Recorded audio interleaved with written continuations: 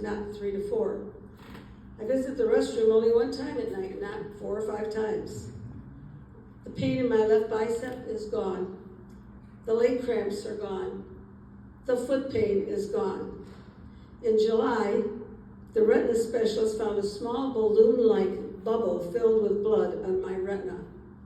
There's a name for it, but I'm not sure I can say it, so I won't. He gave me an injection into my eye. He gave me lots of restrictions. He said, don't lift, bend, twist, fall, dance, or have any fun, and rest a lot. Also, don't bend your head below your shoulder. We'll follow up in 4 weeks. Went back in 4 weeks.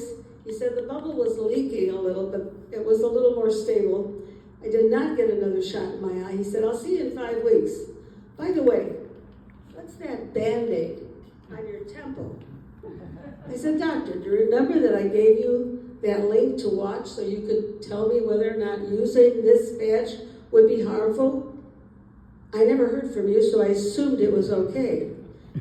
He said, well, I'm going to go home and watch that link tonight. Come back in 8 weeks. And I got no shot again in my eye. I don't know what's going on in there, but Jesus does, and I don't care. I was first introduced to this by my dear friend Christine Amato. We reconnected after, we can't even figure out, it's got to be 20 years or more. I don't know what happened, but life got in the way, and it took a while. But we got back together, and on May 21st, I signed the papers. And it was interesting because middle of February, we got a diagnosis that pretty much devastated me. The doctor told me that my husband was suffering from late-stage memory issues. And there was no cure. And then I got to start looking for a place to move him to.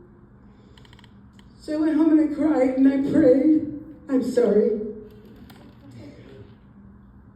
And I said to Jesus, I believe in you. I believe in miracles. Just show me what to do. I can't accept this. A week or so later, Christine called me. And she said, I've been struggling with trying to tell you about this, but I don't want you to be offended. We sat down and she told me about the patch, and I knew how ill she had been, and I realized what a miracle she's had. And I said, I don't care what it costs, what I have to do. I want the patch. And we put it on Bob. And he has been working puzzles, playing bingo. We live in a senior facility. We have lots of things to do. He's more socially engaged. He remembers things that I forget, and I believe that we're getting our miracle. But it's okay if we don't really get the miracle, because for the time we have left together, it's going to be a better quality of life. I also want to tell you to remember to listen, because boy, oh boy, did I have a lesson. Another friend of mine who I happen to have, these things just pop up on my phone. I don't know how, but I'm not questioning it. Her name is Sylvia, and we'd been in another marketing business, network marketing business, and I called her one day. I had just found out she had lost her husband, and I was calling to share condolences with her. And we started talking. She said, boy, you sound wonderful. What are you doing? And I said, I'm so glad you asked. We should get together and have coffee. She said, okay, I'll come over because I don't drive now. And I said to her, well, first of all, she has a condition where she lost all her hair before she was 55 years old. So I thought, wow, I had heard a testimonial that thought that your hair could grow back. So I told her about it, and she said, well, she didn't care about her hair growing back. So I assumed that she didn't want the patches. And I said, oh, well, okay, well, thanks for coming. It was nice seeing you again. She said, well, I didn't say I wouldn't want the patches. I have a whole wardrobe full of wigs. I'm 85 years old. I don't care if I'm bald. But I do care that maybe I can sleep better, make my sore arm feel less sore. From my sore feet, maybe I won't be so tired all the time. So you really have to listen. So Bob and I have been in network marketing, God help us, for over 55 years. My son was an infant when we joined our first company. We've enjoyed the privilege of being in 7 different companies. And I'm here to tell you,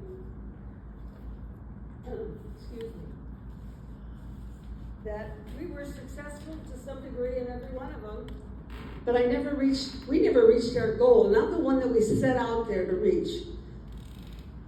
But interestingly enough, the companies always change the compensation plans, and it's never for the better. Some were subtle, but boy, they were major disappointments to us. But LifeWave is different. And I know the difference because I've seen a few of them. They're changing the compensation plan too, but they're going to make it even better, and that's exciting. But I have an analogy, if I may. LifeWave is like a loaf of bread, good Italian bread. Good bread that's not that white thing they call, quote, wonder, wrapped in plastic. Good bread never sees plastic in its short life. Good bread is crunchy, it's on the outside, and soft and delicious on the inside. But the most amazing thing about good fresh bread is the aroma. It's like heaven. And the Bible has a multitude of the word bread throughout the Old and New Testament. As a Catholic, I don't know all the chapters and verses, but I do know the word.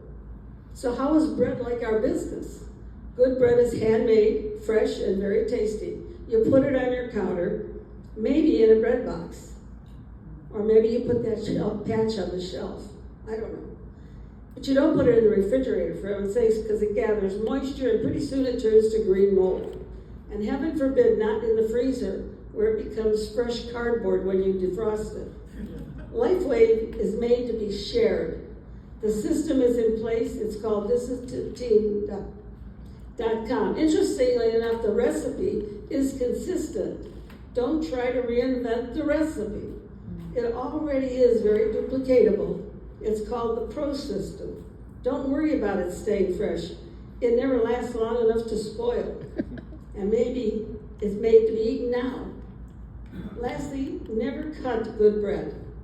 Bread is to be broken and shared with family and friends. You can do hundreds of things with a good loaf of bread.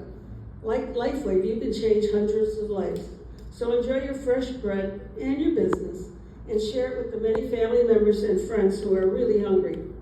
Thank you, and rest in peace, Charlie.